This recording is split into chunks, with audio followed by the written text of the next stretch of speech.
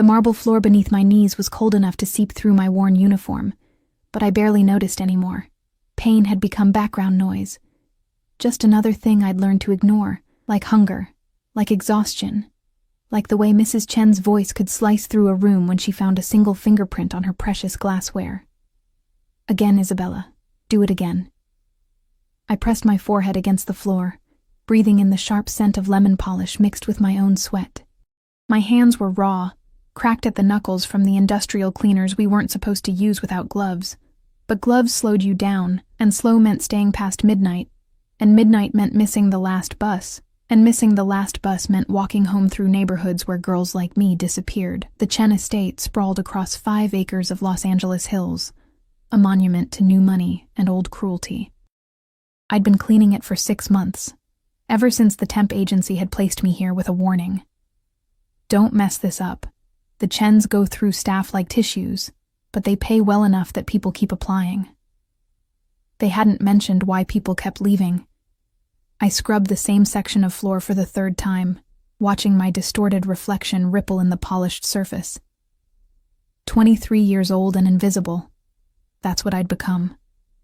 The girl who cleaned up after people who'd never once looked at her face. Sometimes I wondered if I'd even cast a shadow anymore, or if I'd simply faded into the furniture, another fixture in someone else's palace. You missed a spot. Mrs. Chen's Louboutins clicked past my head. I didn't look up. Looking up meant eye contact, and eye contact meant she'd find something else wrong, some new inadequacy to punish. I'd learned this dance, this careful choreography of submission. The house was preparing for something big. I'd gathered that much from the frantic energy humming through the staff. Extra security had been stationed at every entrance since yesterday. The regular guards I'd grown accustomed to ignoring had been replaced by men who looked like they'd break you first and ask questions never. They wore expensive suits that couldn't quite hide the weapons beneath, their eyes constantly scanning, assessing threats in every shadow. Mr. Chen's associates will be arriving at 8, Mrs. Chen announced, her accent thick despite 20 years in America. The floors must shine like glass. The silverware must gleam. If anything is out of place, anything, you're finished here. Understood? Yes, ma'am. She walked away, trailing Chanel No. 5 and disapproval. I sat back on my heels, finally allowing myself a breath. Through the floor-to-ceiling windows, Los Angeles sprawled beneath us like a galaxy of broken promises. Somewhere down there was the apartment I shared with 3 other girls, a 400-square-foot box where we took turns sleeping because there were only 2 beds. Somewhere down there was the life I'd imagined when I'd left Arizona. College, career, becoming someone who mattered. Instead, I was here, making floors shine for people who wouldn't spit on me if I was on fire. The antique grandfather clock in the foyer chimed 6. 2 hours until the guests arrived. I gathered my supplies, careful not to let the bottles clink together. Sound carried in this mausoleum, and Mrs. Chen had ears like a bat. The kitchen was chaos, caterers shouting in Mandarin and Spanish, the head chef screaming about truffle oil, someone dropping an entire tray of champagne flutes that shattered like ice against tile. I slipped through the carnage, invisible as always, heading toward the service hallway that led to the wine cellar. That's where I first smelled him. Not saw him, smelled him. Tobacco and bergamot, expensive leather and something darker, something that made the hair on my neck stand up the way it does before a thunderstorm. Danger, my instincts whispered. Predator. I froze in the hallway, my heart suddenly loud in my ears. Lost? The voice came from behind me, low and smooth as smoke. I turned slowly, and the world tilted. He stood in the shadows near the cellar entrance, a figure carved from darkness and sharp edges. Tall, well over 6 feet, with shoulders that filled out his black suit in a way that suggested violence barely contained. His face was all brutal angles and aristocratic bones, the kind of handsome that felt dangerous, like touching a blade to see if it's sharp. Dark hair swept back from his forehead, and eyes so deep brown they looked black in the dim hallway watched me with an intensity that made my skin burn, but it was the stillness that terrified me most. He didn't fidget, didn't shift his weight, didn't blink. He simply existed in that space like a panther deciding whether you were prey or not worth the effort. I I'm sorry, sir. I was just... My voice came out smaller than I wanted. Broken. I hated how I sounded, like a frightened child. Just? He tilted his head slightly, studying me the way a scientist might study an insect. Just what? Getting more polish. For the floors. Mrs. Chen wants... I know what Mrs. Chen wants. He stepped forward, and the hallway seemed to shrink around us. That's not what I asked.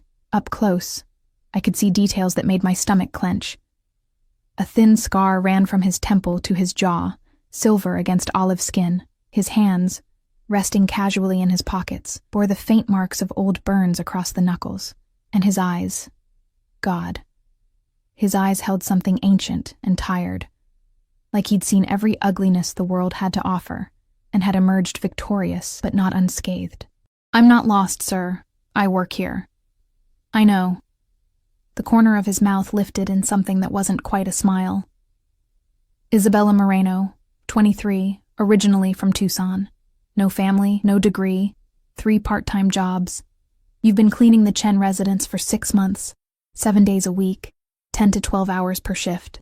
You take the 11:47 bus home every night except Wednesdays, when you stay late and walk.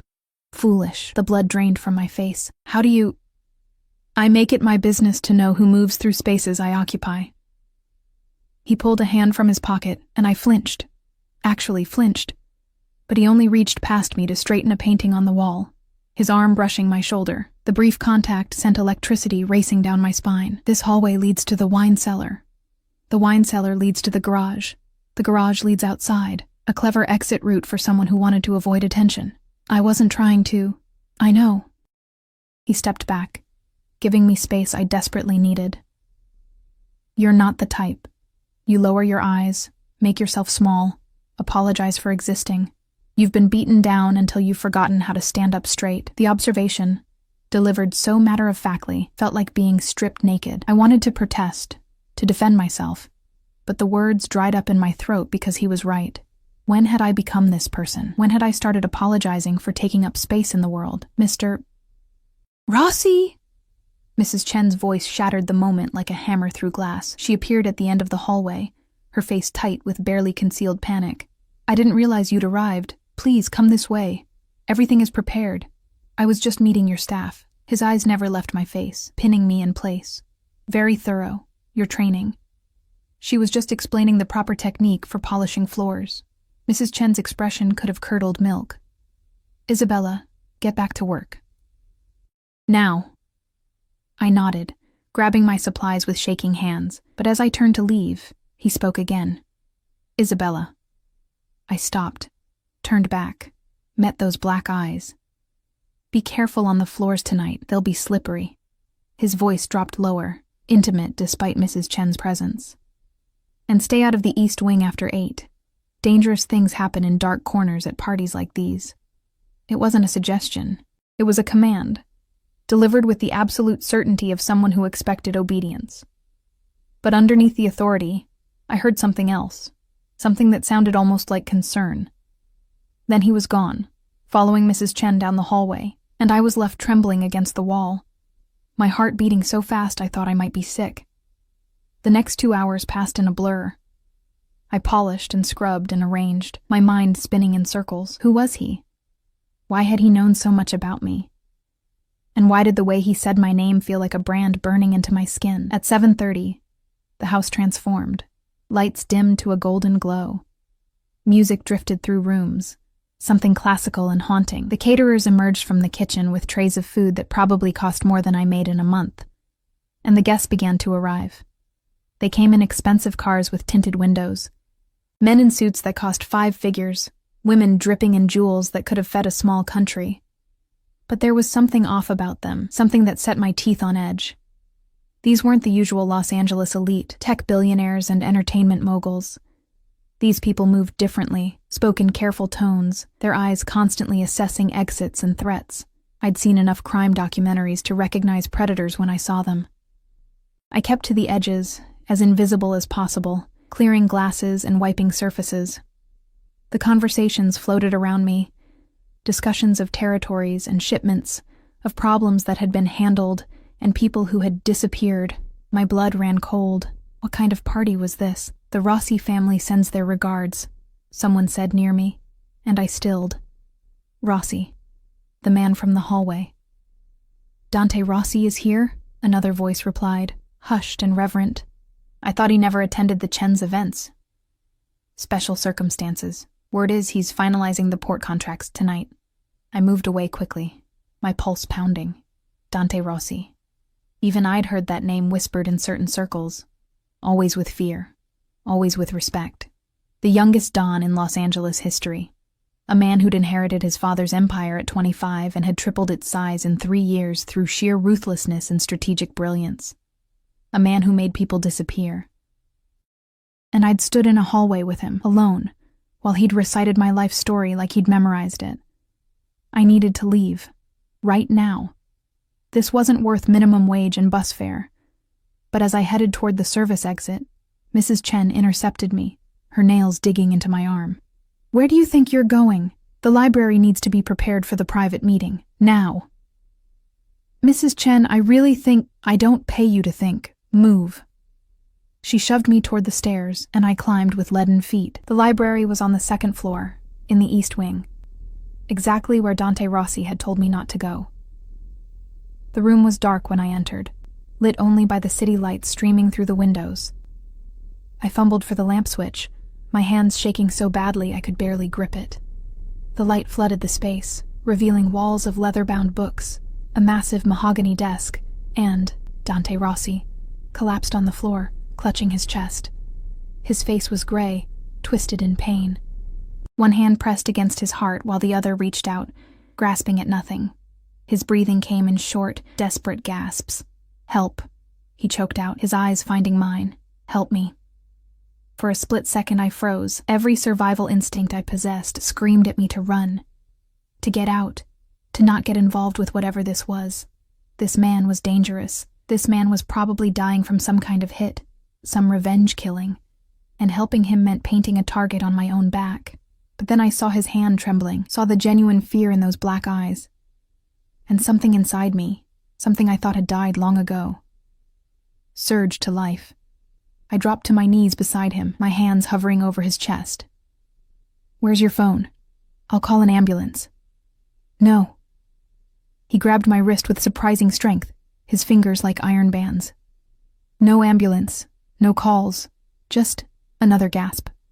Just stay. You're having a heart attack, you need a hospital. No hospitals. His grip tightened. They'll kill me there. Finish the job. Oh God. This was exactly what I'd feared. I was kneeling in the middle of a mob assassination, holding the hand of a dying crime boss, and any second now, someone would burst through that door and... Please. His voice cracked, vulnerable in a way that shattered something in my chest. Don't leave me alone. Not like this. I'd been alone my whole life. I knew what it felt like to face darkness with no one to hold your hand. And despite everything, despite the danger, despite the fear, despite my better judgment, I couldn't do it to someone else. Okay, I whispered, settling beside him on the floor. Okay, I'm here. I'm not leaving. His breathing evened out slightly, his death grip on my wrist loosening to something gentler. What's your name? You know my name. Tell me anyway. Isabella. Isabella. He said it like a prayer, like a promise. Beautiful name. Italian? Mexican. My grandmother's choice. He smiled. Actually smiled. Despite the pain creasing his face. Teaching you to survive in a world that eats soft things alive. I'm not soft, I protested weakly. No. His thumb brushed across my pulse point, and I shivered. No, you're not. You're here, aren't you? When anyone else would have run, I should have run. Probably. Another gasping breath, but you didn't. Why? I didn't have an answer. Or maybe I did, and it scared me too much to say it out loud. That I saw something in his eyes that matched the loneliness in my own soul. That for just a moment, I'd stopped being invisible. So instead, I did something insane. I lifted his head and placed it in my lap, running my fingers through his dark hair, the way my mother used to do for me when I was small and scared. You're not dying alone, I whispered. Not tonight. Not like this. His eyes closed, his face relaxing into something almost peaceful. For several minutes, we stayed like that, a maid and a monster, finding unexpected grace in the dark. Then his eyes snapped open, clear and sharp, all trace of pain gone, and he smiled. The transformation happened so fast I didn't have time to process it. One moment, Dante Rossi was dying in my arms, his face gray with pain. The next, he was sitting up with the fluid grace of a predator. All traces of distress vanished like smoke. What? The word barely escaped before understanding crashed over me like ice water. You were faking. Yes. He straightened his suit jacket, watching me with those unreadable dark eyes. No apology, no explanation. Just that single word hanging between us like a verdict. I scrambled backward on the floor, my heart hammering against my ribs. You were testing me. This was some kind of sick test, not sick. Necessary. He stood, offering me his hand. I stared at it like it might bite. Isabella, don't. I pushed myself up without his help, my legs shaking so badly I had to grip the edge of the desk for support. Rage was burning through the shock now, hot and righteous. Don't say my name like we're friends. You made me think you were dying, and you stayed. He took a step toward me. I took one back. That's the point. You stayed when you should have run. You held my hand when you should have called for help. You chose compassion over self-preservation. So what? You get some kind of thrill from manipulating people? From watching them panic? My voice was rising, cracking. I thought you were dying. I thought I was going to watch you die, and I couldn't finish. Couldn't admit how much it had affected me. This stranger's pain. I needed to know. His voice softened, and somehow that was worse than if he'd stayed cold. I needed to know if you were real. Real? I laughed, high and broken. I'm a maid. I'm nobody. What could you possibly need to know about me? He moved then, faster than I expected, closing the distance between us until I was trapped against the desk with nowhere to run. He didn't touch me. Didn't need to. His presence alone was a cage. You're not nobody. His voice dropped to barely above a whisper. You're the girl who works 3 jobs and still sends money to a friend's sick kid in Tucson. You're the girl who stayed late last Tuesday to help Maria finish the East Wing because she was crying about her daughter's tuition. You're the girl who leaves half your lunch in the break room because you know Jorge skips meals to save money. You think I don't see you? I see everything, Isabella, and what I see is someone who's still kind in a world that's tried to beat it out of her. The accuracy of his observations made me feel violated, exposed. You've been watching me. For 3 months. That's insane. Why would you? I pressed my hands against his chest, trying to push him back, but it was like trying to move a mountain. Let me go. Not yet. His hands came up to rest on the desk on either side of me, boxing me in. Not until you understand. Understand what? That you're a psychopath who stages heart attacks for fun? That I'm choosing you. The words hit like a physical blow. I'm choosing you to be my wife. The world stopped. Actually stopped. Time crystallized into this single impossible moment. Your wife, I repeated, the words tasting foreign on my tongue. You want me to marry you? Yes. We just met. I know everything about you that matters. You're insane. Probably. A ghost of a smile touched his lips. But I'm also serious. Deadly serious. I laughed again, the sound edging toward hysteria. You can't just decide someone's going to marry you. That's not how this works. You can't. People don't. People in my world do exactly what I tell them to do. His voice hardened. But I don't want your obedience, Isabella. I want your choice. That's why the test. I needed to know who you were when you thought no one was watching, when there was nothing to gain and everything to lose. And you? Something flickered in his eyes, something almost vulnerable. You were perfect. I'm not perfect. I'm broken and tired and perfect for me, he interrupted. Perfect for what I need. Perfect for... He stopped himself, jaw clenching. There are things happening, dangerous things. I need someone beside me who won't betray me when the money runs out or the threats get too real. Someone who'll stay when staying is the hardest thing in the world. You don't know that I would. Yes, I do. You just proved it. His hand came up, fingers ghosting along my jaw without quite touching. You held a dying man's hand because you couldn't bear to let him die alone. What do you think you'd do for someone you actually cared about? The implications of his words made my head spin. This is crazy. You're in the Mafia. I heard the conversations downstairs. I'm not stupid. No, you're not, which is why you know I'm offering you a way out. He finally touched me then, his thumb brushing across my cheekbone so gently it made my chest ache. Out of the poverty, the exhaustion, the invisibility, out of scrubbing floors for people who treat you like dirt, I can give you safety, security, a life where you matter. In exchange for what? Being your property? Being my partner? The distinction seemed important to him. Being someone I can trust in a world full of snakes. Being... He stopped, seeming to struggle with words. Being the thing I come home to that reminds me I'm still human. The vulnerability in that admission cracked something in my chest. But I couldn't let it sway me. This was insane.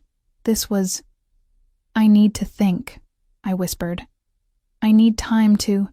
You have until midnight. He stepped back, releasing me from his gravitational pull. Come to the garden at midnight. Say yes, and I'll take you away from here tonight. Say no. His expression hardened. Say no, and you'll never see me again. But you'll be safe. I'll make sure of that. You'll find a new job, a better apartment, everything you need to start over, no strings attached. Why midnight? Because after midnight, circumstances change. After midnight, I won't be able to protect you from the consequences of what happens in this house tonight. Cold fear slithered down my spine. What's happening tonight?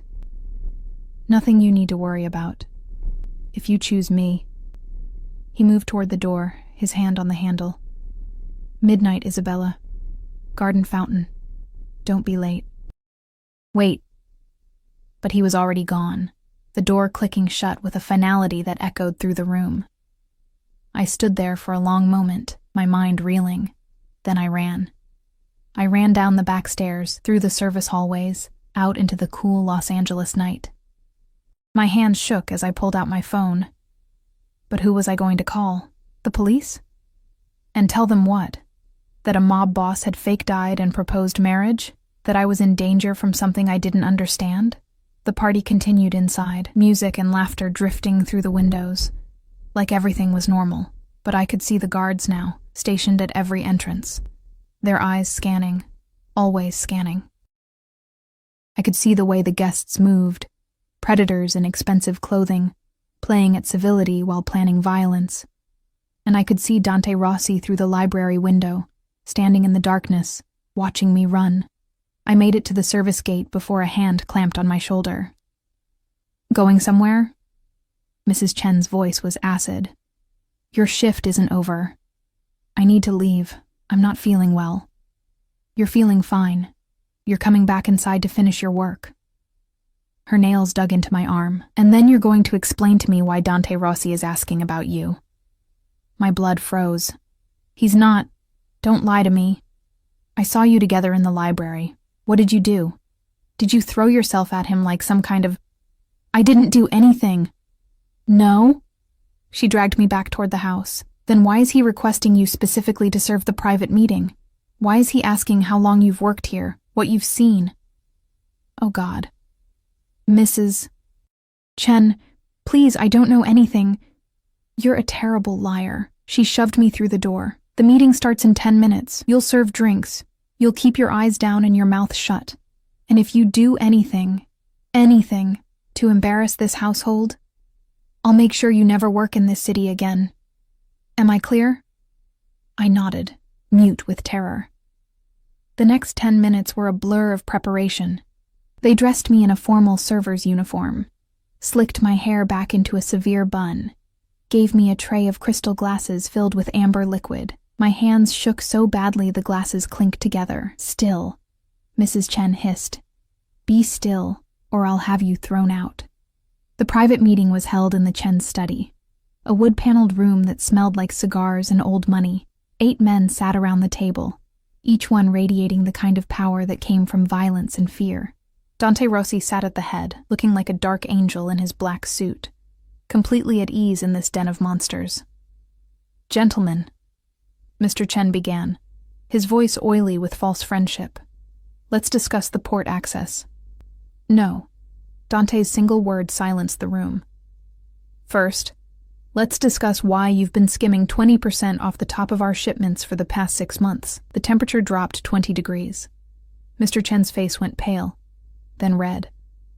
"I don't know what you're talking about. Port manifests don't lie, Chen. Neither do the warehouse records my people obtained last week." Dante pulled out a folder, spreading documents across the table. "You've been stealing from me, from my family. That's a mistake people don't usually survive." I stood frozen by the wall, the tray trembling in my hands. This was it. The violence I'd sensed brewing all night. Someone was going to die in this room. "It was a misunderstanding, Mr. Chen stammered. "A bookkeeping error. $2 million is not an error." Dante's voice never rose, but the threat in it made my stomach clench. "It's theft. It's betrayal. It's grounds for—" He paused, his eyes finding me across the room. Something in his expression shifted. "However, I'm prepared to be merciful." The men around the table looked shocked. Clearly, mercy wasn't Dante Rossi's usual play. "You have something I want," Dante continued, still watching me. "Something more valuable than money. Give it to me, and we'll call your debt paid." Mr. Chen's eyes darted around, desperate. "Anything. Whatever you want. Her." Dante pointed at me. "Isabella Moreno. I want her contract transferred to me, immediately." "My contract? I don't have a contract." "Yes, you do." Mrs. Chen's smile was pure venom. "When you signed on through the temp agency, you agreed to an indentured service contract, 2 years minimum. We own you, sweetheart." The room spun. That's why no one ever quit. That's why they could treat us however they wanted. We were slaves, dressed up in legal paperwork. Is this true? I looked at Dante, betrayed. "You knew about this?" "I know everything about the Chen's operation." His face was unreadable, including their habit of exploiting desperate women through illegal labor contracts. "So, Chen, what do you say? Her freedom in exchange for your life?" Mr. Chen practically sobbed with relief. Yes, take her. She's yours." "No."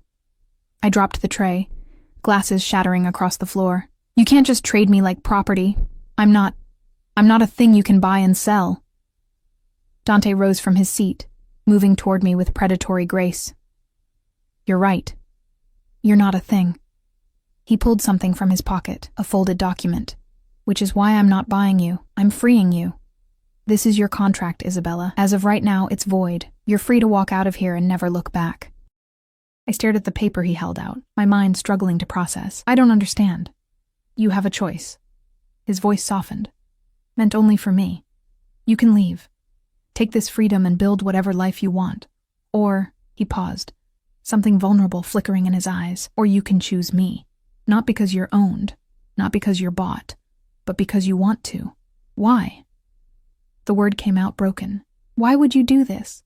Because someone who stays when they think I'm dying deserves to only stay when they want to. Because you deserve to choose your own cage, Isabella, or to fly free." The other men in the room shifted uncomfortably, watching this intimate exchange. Mrs. Chen's face was purple with rage, but all I could see was Dante offering me something no one ever had before. Choice. "The garden," I whispered. "Midnight." He smiled, real and warm and devastating. "Midnight." Then his expression shuddered, becoming cold and businesslike as he turned back to Chen. "We're done here. Have the corrected manifests on my desk by Friday, or mercy becomes a memory." I ran from the room, the torn contract clutched in my shaking hands, and didn't stop until I was in the servants' quarters, gasping for breath. The other staff avoided me, sensing danger like animals before an earthquake. Maria found me there at 11:30, tears streaming down my face as I stared at my freedom, written in black and white. "Isabella? Mija, what happened?" He freed me, I whispered. The most dangerous man in Los Angeles just gave me my freedom and asked me to choose him anyway. Dante Rossi? Maria's eyes widened. Dios mío. What are you going to do? I looked at the clock. 25 minutes until midnight. 25 minutes to decide between the life I knew, hard and lonely but safe, and stepping into the unknown, with a man who'd tested me like a lab rat, but looked at me like I was the answer to a question he'd been asking his whole life. I don't know, I admitted. Maria, what would you do? She took my hands, her weathered face soft with understanding. I'd ask myself, when was the last time someone saw me? Really saw me? When was the last time I felt like more than a ghost in my own life? Tonight, I thought. Tonight, when a monster held my hand and made me feel human. I stood on shaking legs, smoothing down my ruined uniform. I have to go. Be careful, mija. Men like that, they're dangerous. I know. I hugged her tight. But maybe I'm tired of being safe. The garden was silver with moonlight when I arrived at 11:58. The fountain burbled softly, casting dancing shadows across the carefully manicured lawn. Dante stood with his back to me, hands in his pockets, looking up at the stars like he was trying to find answers in their light. I didn't think you'd come, he said without turning around. I didn't think I would either. I moved closer, my heart in my throat. This is insane. You know that, right? This whole thing is absolutely insane. Yes.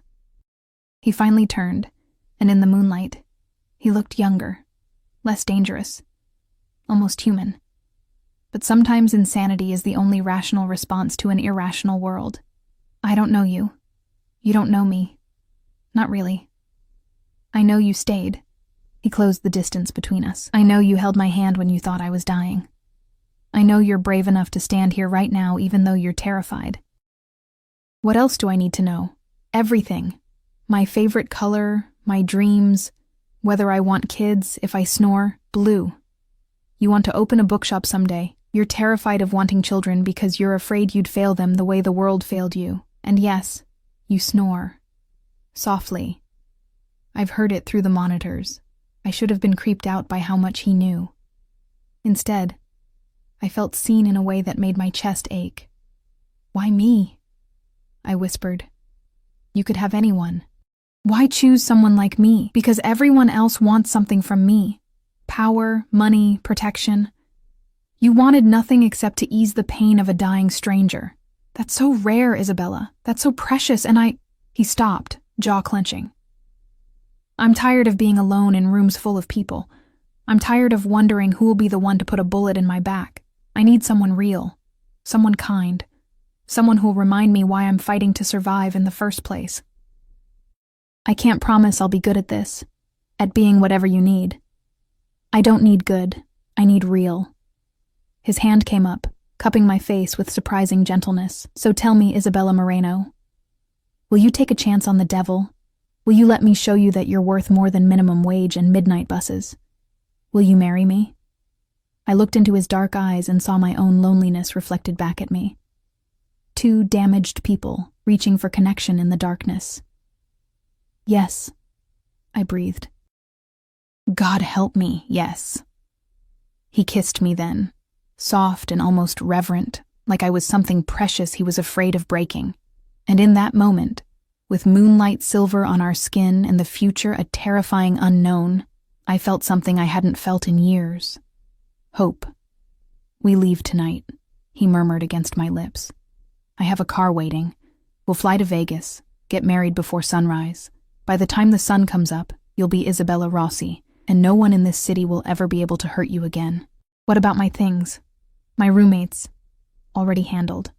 Your belongings are packed. Your roommates each have a check for 6 months' rent and a reference letter for better jobs. I told you, Isabella. I take care of what's mine. The possessiveness in his voice should have scared me. Instead, it made me feel safe. He led me to a black SUV idling at the service gate. Its windows tinted dark as sin. A man in a suit opened the door. One of the guards from earlier, his face professionally blank. Mrs. Moreno, he said, and the title made me shiver. Not yet, Dante corrected, helping me into the car. But soon. As we drove away from the Chen estate, I watched it disappear in the rearview mirror, that monument to cruelty where I'd spent 6 months being invisible. I didn't know what I was driving toward, didn't know if I was making the biggest mistake of my life. But for the first time in years, I wasn't alone, and that was worth almost any price. The private jet waiting at the small airport was obscene in its luxury. Cream leather seats, polished wood paneling, soft lighting that made everything glow like a dream. I stood at the bottom of the stairs, suddenly acutely aware of my wrinkled uniform, my scraped knees, the smell of cleaning products that probably clung to my skin. "I can't get on that plane looking like this," I whispered. Dante's hand pressed against the small of my back, warm and grounding. "There are clothes inside." "Everything you need. Come." The flight attendant, a polished woman who looked like she stepped out of a magazine, smiled without a trace of judgment as we boarded. "Mr. Rossi, welcome. Everything is prepared as requested. Thank you, Marie." He guided me toward the back of the plane, through a door that opened into a bedroom. An actual bedroom, with a queen-sized bed and an ensuite bathroom. On the bed lay a garment bag and a small suitcase. "Shower. Change. Take your time. We have 4 hours until Vegas." "You're not going to—" I gestured vaguely at the room, at him, my face burning. Understanding softened his expression. "I'll be up front, making calls. You have complete privacy, Isabella. I'm not going to rush you into anything you're not ready for. But we're getting married tonight. Marriage is a legal document, a promise. What happens after—" He stepped closer, his thumb brushing across my jaw. "What happens after goes at whatever pace you set. I can be patient when something matters." The gentleness in his voice undid something in my chest. I nodded, mute, and he left, closing the door softly behind him. The shower was heaven. Hot water, expensive soap that smelled like jasmine, shampoo that actually made my hair feel soft instead of stripped. I stood under the spray until my skin turned pink, washing away 6 months of the Chen estate, of invisibility, of survival mode. When I finally emerged, wrapped in a towel softer than anything I'd ever owned, I opened the garment bag with shaking hands. Inside was a dress, simple, elegant, cream-colored silk that fell like water. Not a wedding dress, nothing so presumptuous, but beautiful in its understated grace. The suitcase held underwear in my exact size, a pair of low heels, basic makeup, even a hairbrush. He'd thought of everything.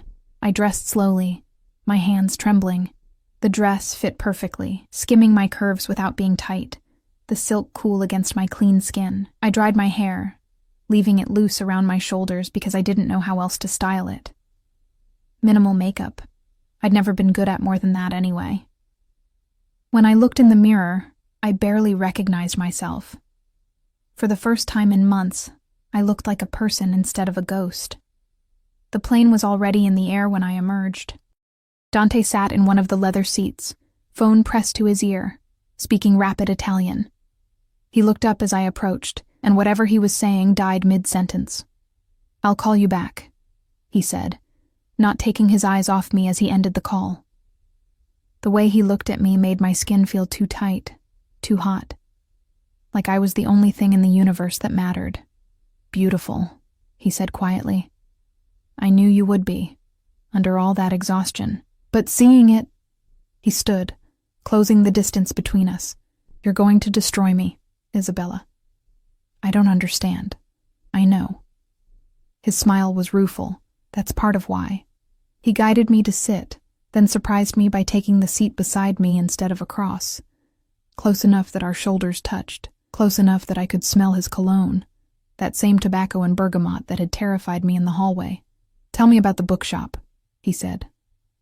I blinked at the non-sequitur. "What?" "Your dream. The bookshop you want to open someday. Tell me about it." "Why?" "Because I want to know you. The real you, not just the facts I collected." He shifted, angling toward me. "Tell me what it looks like in your head." So I did. Haltingly at first, then with growing confidence as he listened. Actually listened, asking questions, making suggestions. I told him about the children's section I'd imagined, the reading nooks with overstuffed chairs, the coffee bar that would smell like home. I told him about wanting to create a space where people felt safe, seen, welcome.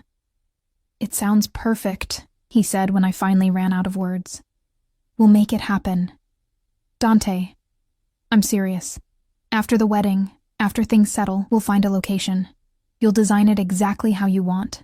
It'll be yours." The casual way he offered to fund my dreams, like it was nothing, made my head spin. "I can't let you just buy me a bookshop." "Why not?" "Because that's not... People don't just..." I struggled for words. "I need to earn things. I need to feel like I deserve them. You held my hand when you thought I was dying. You've earned more than a bookshop, Bella." The endearment rolled off his tongue like honey. "But if it makes you feel better, you can work for it. Be my wife. Stand by my side. That's not an easy job. What exactly does being your wife entail?" The question had been burning in my mind since the garden. "You're not... I know you're in the Mafia. I'm not stupid. But what does that mean for me?" His expression grew serious. "It means you'll be protected. Always. It means you'll never want for anything. It means you'll attend events, meet people, smile and make conversation. It means you'll live in a world where danger is always present but never allowed to touch you. And what do you get out of it? Legitimacy. A wife makes me look stable, family-oriented. It opens doors that stay closed to confirmed bachelors." He took my hand, threading his fingers through mine. "But honestly, I get you. Someone real in a world of facades. Someone who reminds me why I'm human. That's worth more than any business advantage. You barely know me. I know enough. The rest," he squeezed my hand, "the rest we'll learn together." The plane began its descent just as dawn painted the sky in shades of rose and gold. Vegas sprawled beneath us, a glittering oasis in the desert, still blazing with lights even as the sun rose. "Are you scared?" Dante asked quietly. "Terrified," I admitted. "Good. Fear means you understand the weight of what we're doing." He stood, pulling me up with him. "But I promise you this, Isabella. I will never hurt you intentionally. I will never betray you. And I will kill anyone who tries to harm you. Can you live with that?" The casual mention of murder should have sent me running.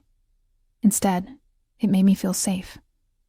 "Yes," I whispered. "I can live with that." The chapel was small, surprisingly tasteful for Vegas.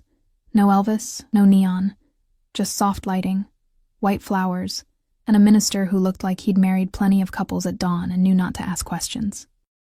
Dante's lawyer was there, a sharp-eyed woman named Sophia, who handed me papers to sign while maintaining professional distance. "Prenup," she explained. "Standard. You keep what's yours, he keeps what's his. In the event of divorce, you receive a settlement of $10 million and any property purchased in your name. If you die..." She paused delicately. "Everything goes to your designated beneficiary or charity of choice." "And if he dies?" The question escaped before I could stop it. "Then you inherit everything." Sophia's smile was thin, but let's hope it doesn't come to that. I signed in a daze, my hand moving across paper after paper. Marriage license, prenuptial agreement, documents I didn't fully understand but trusted Sophia to explain later. Then Dante was taking my hand, leading me to stand before the minister. And it was happening. "Dearly beloved," the words washed over me. Traditional vows, promises of forever, till death do us part. When it came time for rings, Dante produced a simple platinum band that fit my finger perfectly. Of course it did. He'd planned everything. "You may kiss the bride." Dante's kiss was gentle, almost chaste, a promise rather than a demand. When he pulled back, his eyes held something that looked almost like wonder.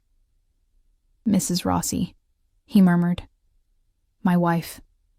The words felt surreal. 24 hours ago, I'd been scrubbing floors. Now I was married to a mob boss in a Vegas chapel at sunrise. "What happens now?" I asked as we left the chapel, the Nevada sun warm on my face. "Now we go home, to Los Angeles, to your new life." He helped me into another waiting car, this one a sleek black sedan with bulletproof glass. "There will be people to meet, arrangements to make. But first, he pulled out his phone, typed something quickly. First, you eat. You've barely had food in 24 hours. I wanted to protest that I wasn't hungry, but my stomach betrayed me with an audible growl. Dante smiled, the expression transforming his severe features into something almost boyish. There's my practical girl, always honest, even when your body betrays you. The hotel he took me to was one of the finest in Vegas, a suite with floor-to-ceiling windows overlooking the Strip. Room service arrived within minutes. Fresh fruit, eggs Benedict, pastries that melted on my tongue, coffee that tasted like heaven. Eat, Dante commanded gently, settling across from me. Then rest. We fly back this afternoon. Aren't you eating? I ate on the plane while you were showering. He watched me with those dark eyes, cataloging every bite I took like it mattered. I'm just enjoying watching you enjoy something for once. The observation was too close to the bone. I focused on the food, suddenly ravenous in a way that went beyond physical hunger. How long had it been since I'd eaten without calculating the cost, since I'd tasted something just because it was delicious? Isabella. His voice made me look up. Thank you. For what? For taking a chance on me. For saying yes. He paused, seeming to struggle with words. For making me feel like maybe I can be more than what I was born into. The vulnerability in his voice cracked something open in my chest. I should be thanking you. You freed me. We freed each other. He stood, moving to the window. I want to be honest with you about something. About what happens when we get back to LA. My appetite vanished. Okay. There will be people who don't approve of this marriage. People who'll see you as a weakness to exploit. My enemies will try to use you to get to me. And my family... He laughed, bitter. My family will have opinions. Many, many opinions about me marrying a maid instead of someone from an established crime family. So I'm going to be in danger. You're going to be the most protected woman in California. But yes, there will be danger. There will be threats. There will be people who resent you just for existing beside me. He turned back to face me. I'm not going to lie and say it'll be easy, but I promise you'll never face it alone. I stood, moving to join him at the window. Vegas glittered beneath us, artificial and bright, and somehow hopeful. What if I'm not strong enough for this life? You're already strong enough. You survived the Chens. You survived poverty and loneliness and still came out kind. That's warrior strength, Bella. That's the strength that matters. His hand found mine.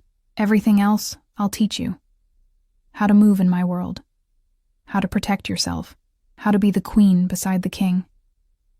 I don't know how to be a queen. Good.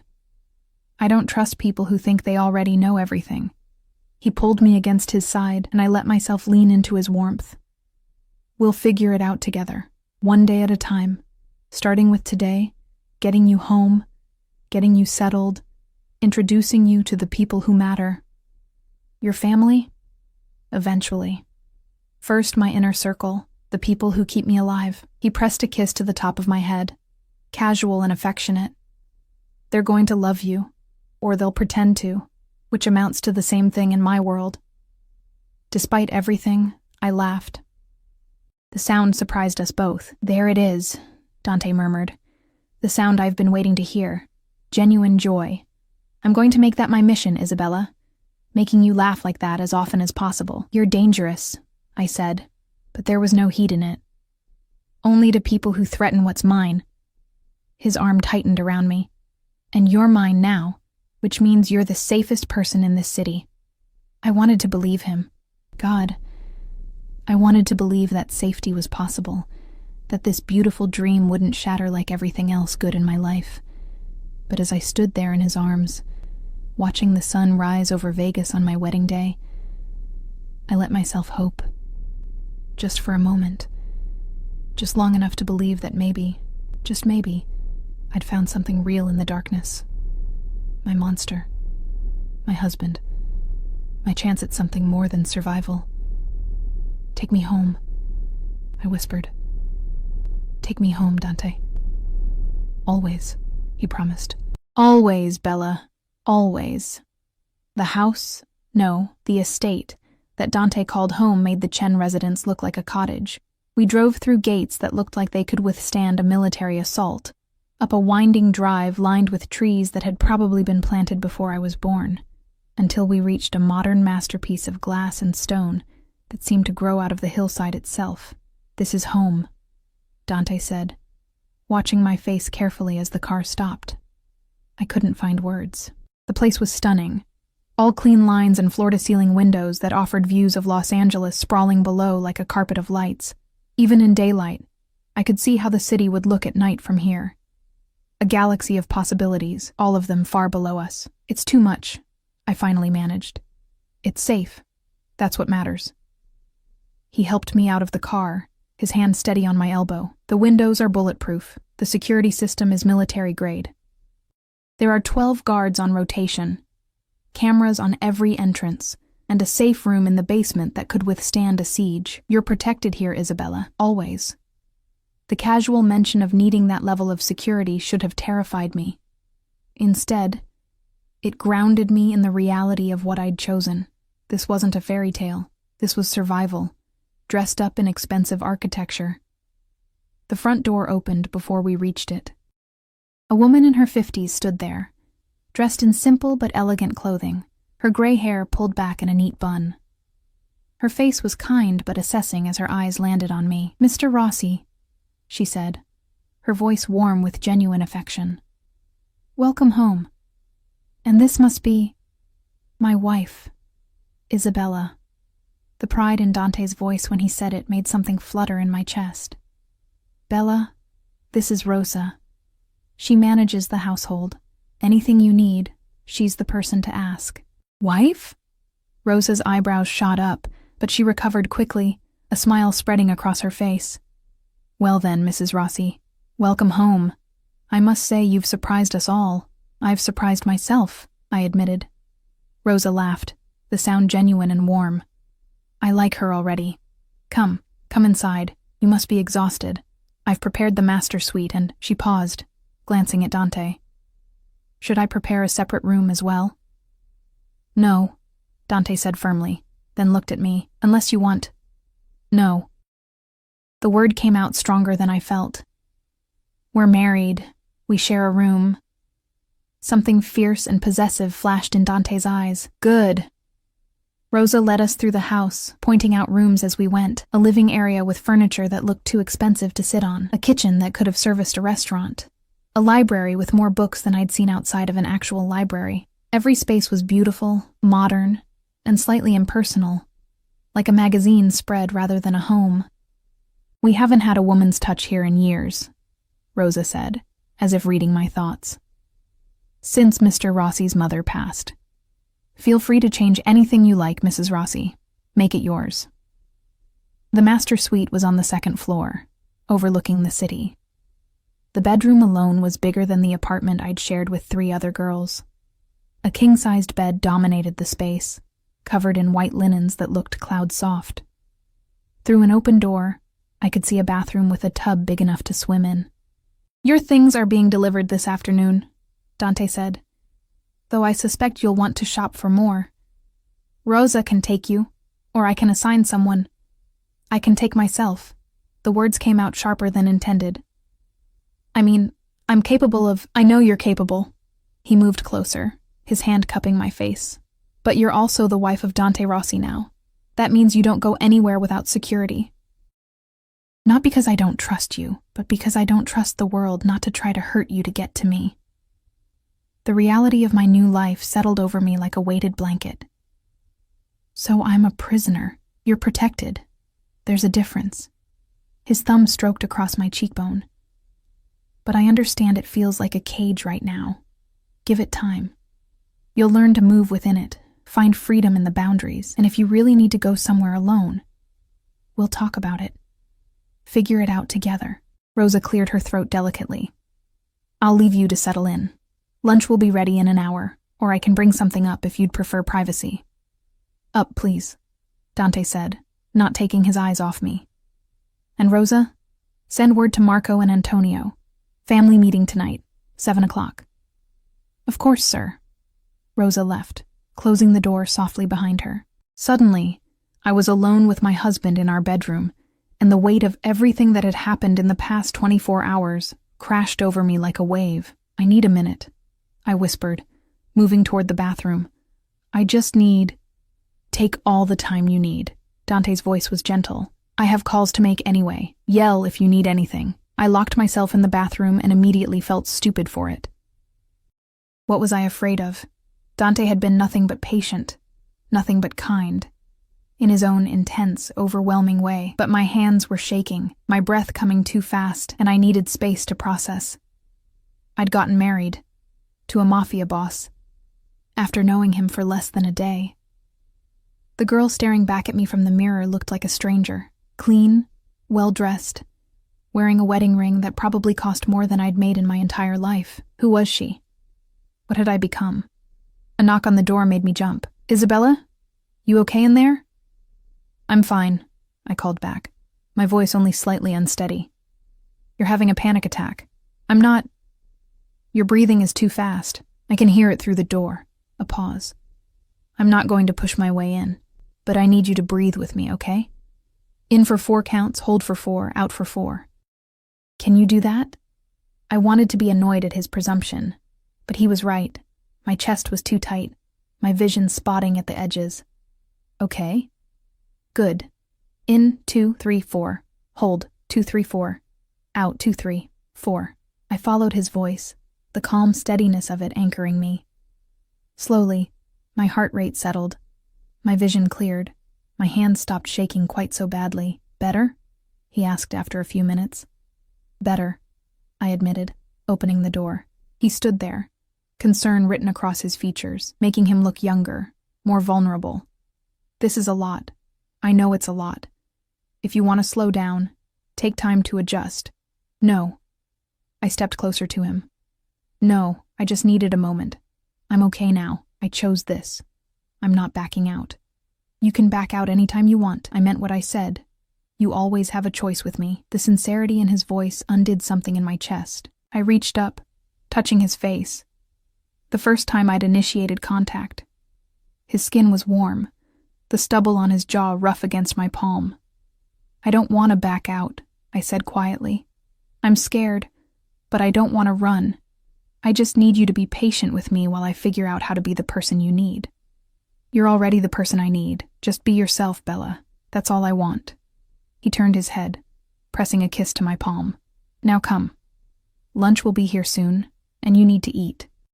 Then you should rest. Tonight's going to be intense. The family meeting." Right. I'd almost forgotten about that in the chaos of everything else. Lunch was simple but delicious. Fresh pasta with vegetables, crusty bread, a salad that tasted like actual food instead of just rabbit food. Dante watched me eat with that same intense focus, like my enjoyment of the meal mattered to him personally. "Tell me about your family," I said between bites. "The people I'm meeting tonight." His expression darkened slightly. "Marco is my second in command. Known him since we were kids. He's loyal, smart, and utterly ruthless when necessary. He'll be skeptical of you at first. He's protective of me. Thinks most women are after my money or status.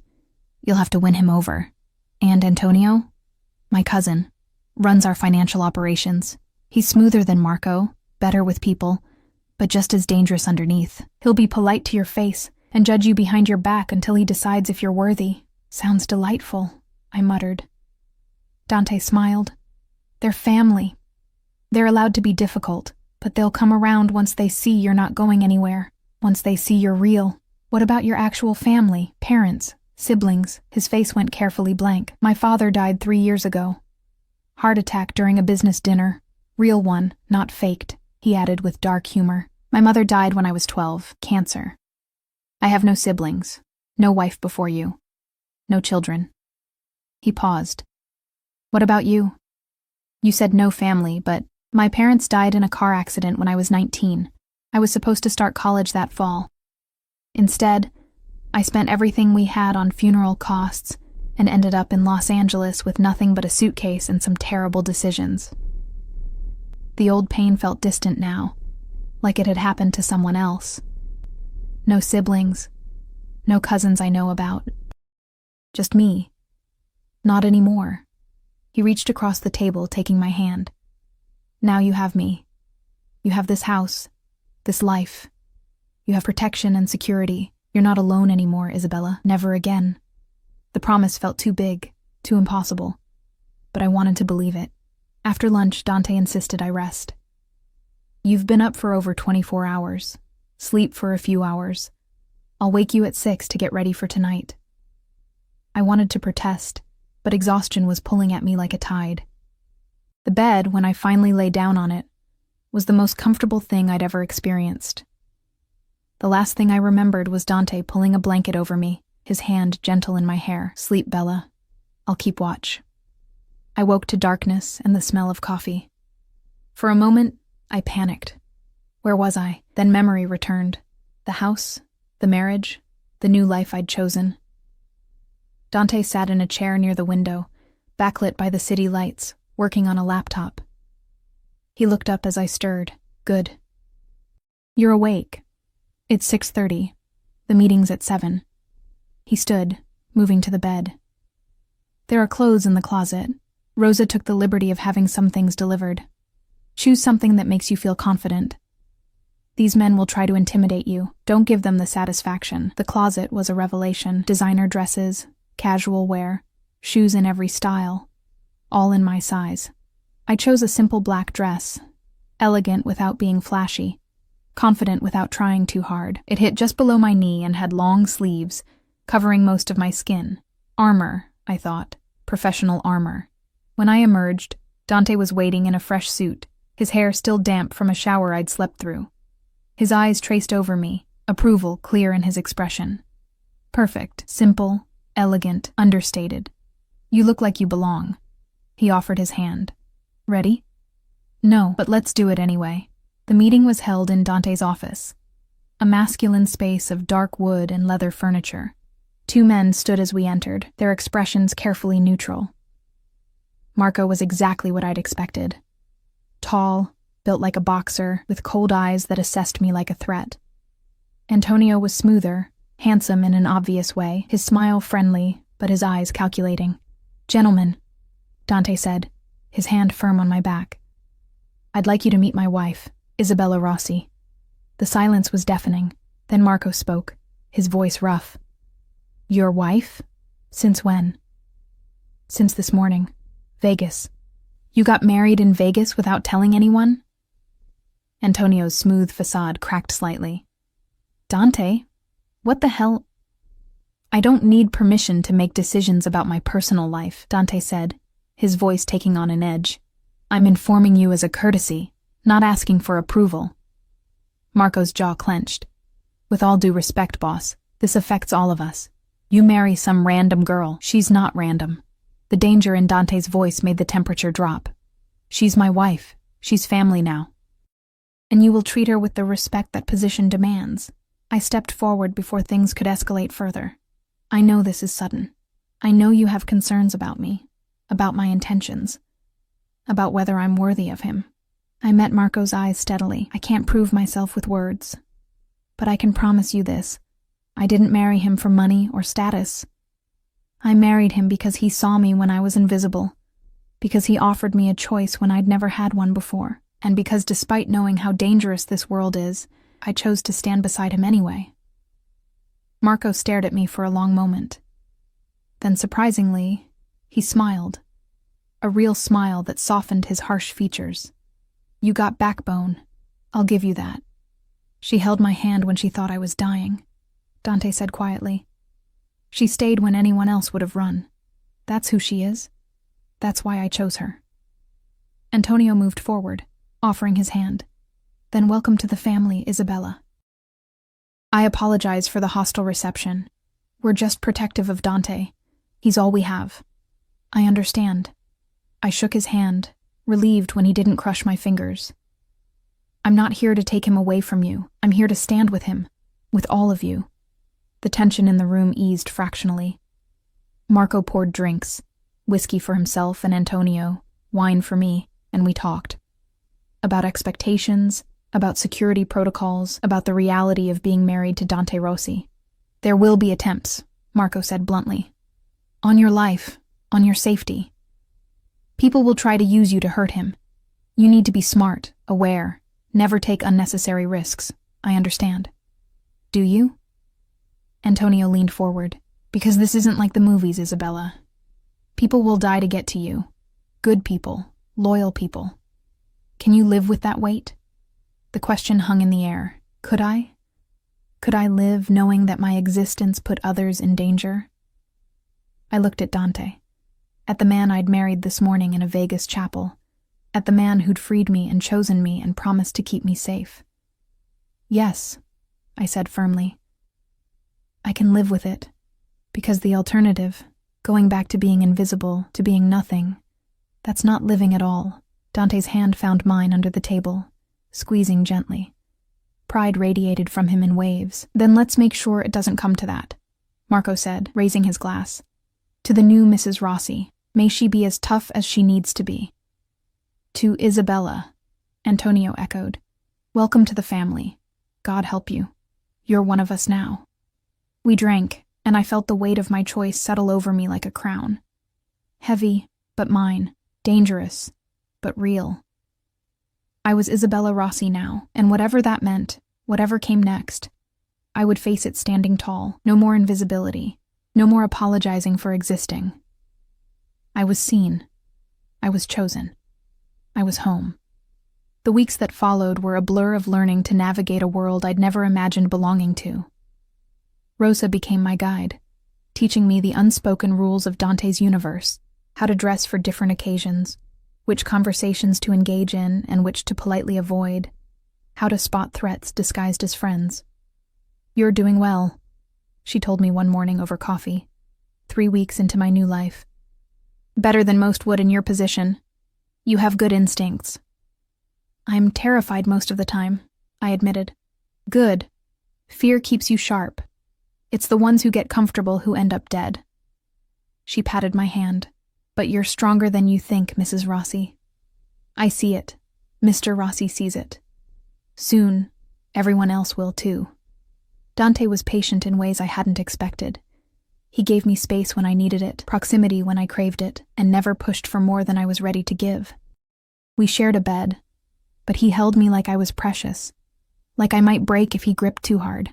Sometimes I woke to find him watching me, his expression unguarded in the darkness, vulnerable and fierce all at once.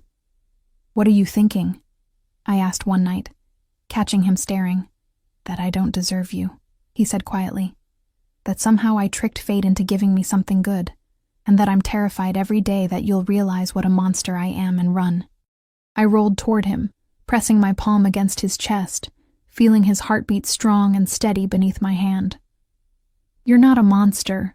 Monsters don't look at their wives like they hung the moon. Monsters don't hold hands with dying strangers.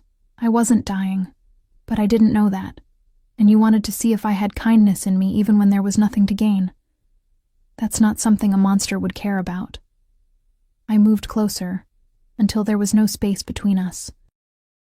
You're dangerous, Dante, but you're not a monster. Not to me. He kissed me then, deeply, desperately, like I was air and he was drowning, and for the first time since our wedding night, I kissed him back with equal hunger, equal need. Bella, he breathed against my lips. Are you sure? I'm sure. I pulled him closer. I'm your wife. I want to be your wife in every way. What followed was tender and intense, passionate and careful. He touched me like I was sacred, like my pleasure mattered more than his own. And when it was over, we lay tangled together, my head on his chest, his hand stroking through my hair. I love you, he said into the darkness. I know it's too soon. I know I shouldn't feel this much this fast. But I do. I love you, Isabella Rossi. My heart stuttered. You don't have to say it back, not until you're ready. I just needed you to know. He pressed a kiss to the top of my head. I'll wait as long as it takes, but the truth was, I didn't need more time. Somewhere between the fake heart attack and the Vegas chapel, between learning to navigate his world and finding safety in his arms, I'd fallen too. I love you too, I whispered. God help me, I do. His arms tightened around me, then we're both damned together. I can live with that. The first real threat came on a Tuesday. I was shopping with Rosa at a boutique in Beverly Hills, My first real outing beyond the estate.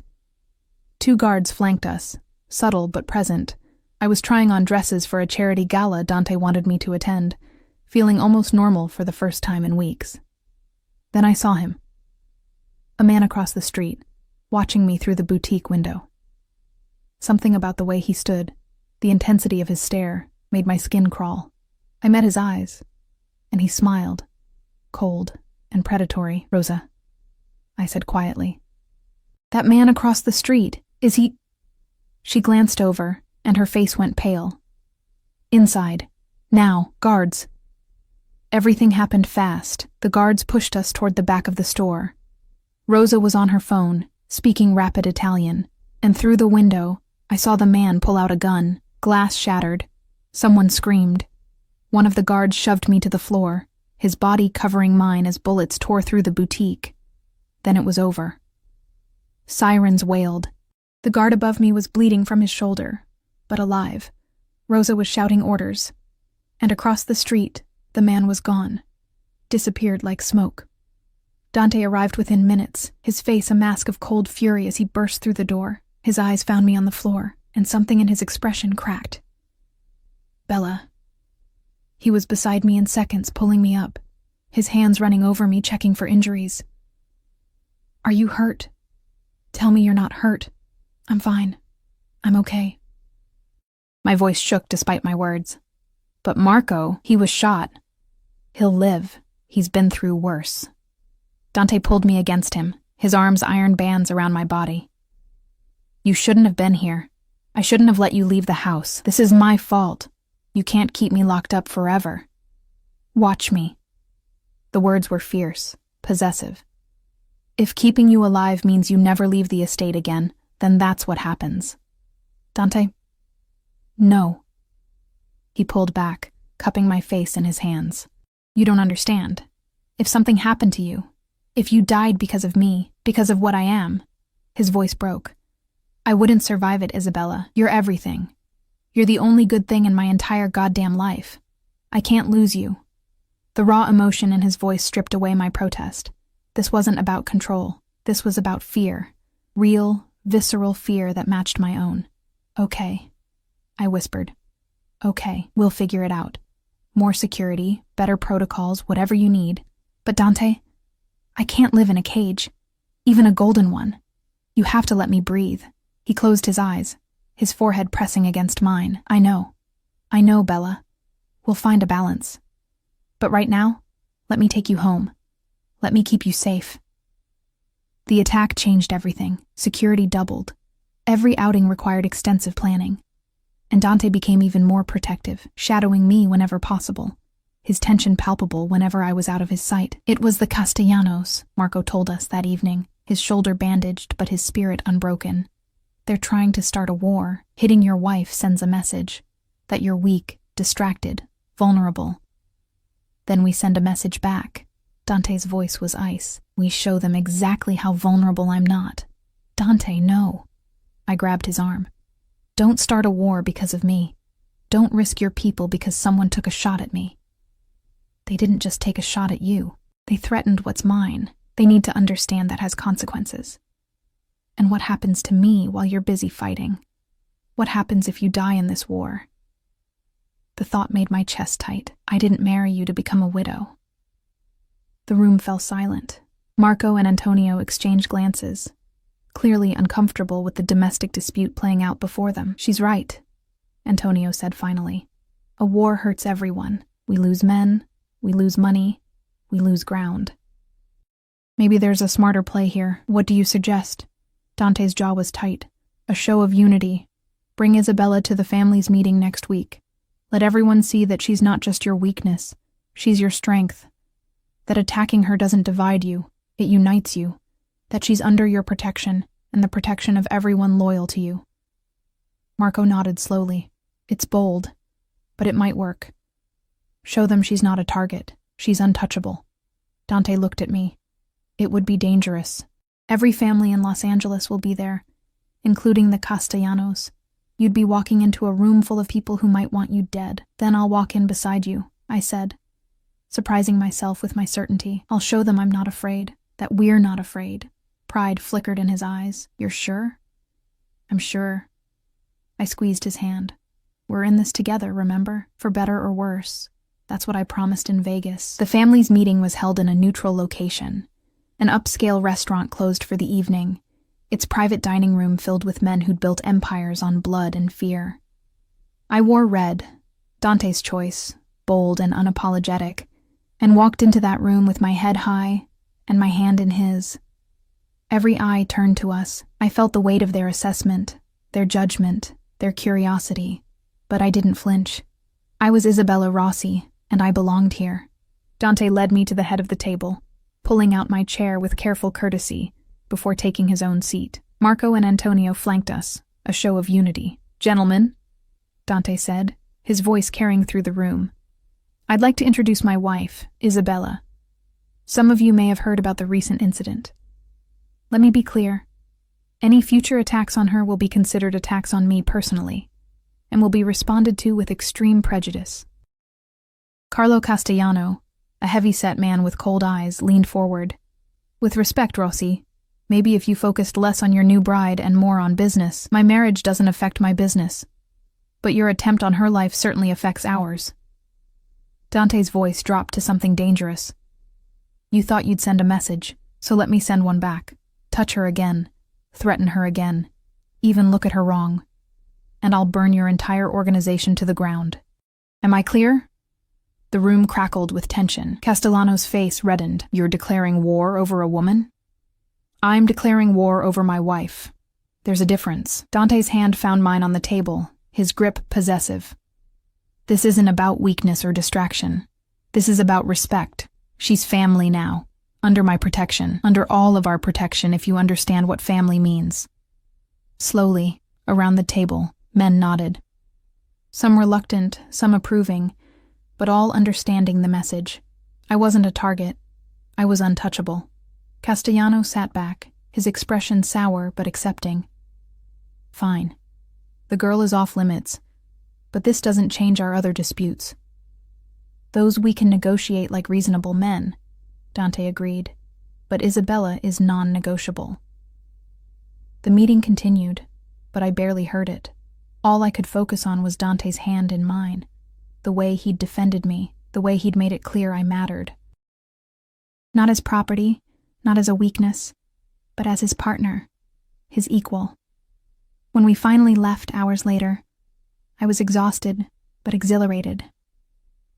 You did well tonight, Dante said in the car, pulling me against his side. You showed them you're not just my wife. You're a force to be reckoned with. I was terrified the entire time. I know. But you didn't show it. That's what matters. He pressed a kiss to my temple. I'm so proud of you, Bella. So damn proud. The months that followed settled into a rhythm. I learned to navigate Dante's world with increasing confidence. The bookshop opened, a beautiful space in Santa Monica that became my sanctuary. My purpose beyond being Mrs. Rossi. Rosa taught me to shoot, to spot surveillance, to trust my instincts. And Dante loved me with an intensity that still took my breath away. Protective but not suffocating. Possessive but respectful. Dangerous to everyone but gentle with me. We fought sometimes. Passionate arguments about security and freedom and finding balance. But we always came back together, always found our way back to each other. One evening, 6 months after our Vegas wedding, I found Dante in his office, staring at security footage from the night we'd met. The hallway at the Chen estate. Me with my cleaning supplies. Him emerging from the shadows. Watching our meet cute? I teased, sliding into his lap. Watching the moment my life changed. He corrected, his arms wrapping around me. The moment I saw you and knew, just knew, that you were going to save me. I didn't save you. You saved yourself. No, Bella. You saved me. From becoming the monster everyone expected. From forgetting why any of this matters. From being alone in a room full of people. He turned me to face him. You make me better. You make me human. You were always human. You just needed someone to remind you. He kissed me, soft and sweet and full of promise. When he pulled back, his eyes held something that made my heart skip. I want to give you something, he said, pulling a folder from his desk. "I had the lawyers draw this up. It's a trust for the bookshop, for your financial independence, for your future. Completely separate from me. If something happens to me, if you decide to leave, if—" "I'm not leaving." I pressed my fingers to his lips. "Stop planning for me to leave. I'm planning for you to have choices, always choices, Bella. That's what I promised you." He set the folder aside, pulling me closer. "But I'm hoping, God, I'm hoping you choose to stay. Every day. For the rest of our lives." I looked at this man, this dangerous, complicated, tender man who'd faked a heart attack to test my character, who'd freed me from slavery and given me a kingdom, who'd declared war to keep me safe and built me a bookshop to feed my soul. "I choose you," I whispered. "Every day, every night, in every world and every life. I choose you, Dante Rossi, even knowing what I am, what I do. Especially knowing, because you're also the man who holds my hand in the dark, who makes me laugh when I want to cry, who sees me, really sees me, and loves me anyway." I cupped his face in my hands. "You're my monster, my husband, my home, and I'm not going anywhere." He buried his face in my neck, and I felt wetness against my skin. Tears from a man who probably hadn't cried in years. "I love you. God, I love you so much it terrifies me.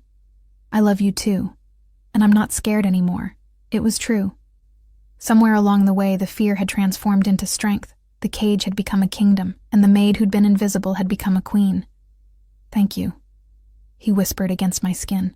"Thank you for staying when I was dying. Thank you for choosing me when you should have run. Thank you for being exactly who you are. Thank you for seeing me," I whispered back. "Thank you for freeing me. Thank you for loving me enough to give me choices even when you wanted to lock me away." We sat there for a long time, wrapped in each other. Two broken people who'd found healing in the most unlikely place. The city sparkled below us through the windows. Millions of lives playing out in the darkness. But up here, in this house on the hill, we'd found something rare, something precious. We'd found home in each other's arms. And that was worth every risk, every danger, every impossible choice that had led us here. I was Isabella Rossi, once invisible, now seen, once owned, now free, once alone, now loved beyond measure, and I'd never been happier in my entire life.